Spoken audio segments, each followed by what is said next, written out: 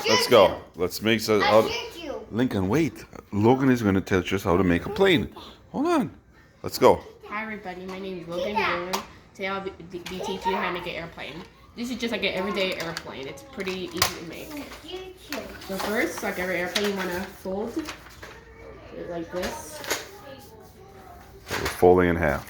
Fold it in half. And opening it. And get a crease in the middle. Okay. In the middle. You can That's what we're going to use to help you. Then you get triangles.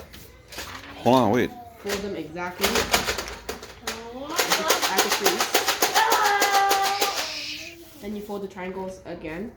Wait, slowly. Sorry. You fold them again? Yep. Really? Yep. You fold them twice? Yes. Okay, continue. I didn't know that. And same for the other side. I didn't know that. Hey, watch out. You do now. Yeah, you're right about that part. Hey, Dad, watch Then out. you fold them in half. Like this. Oh my God. Then you fold the wings. Hey, Dad, watch out. Wait, he's almost done making his plane. Then you fold the other wing. Now I did not do so good on this airplane, but it can turn out better. Okay.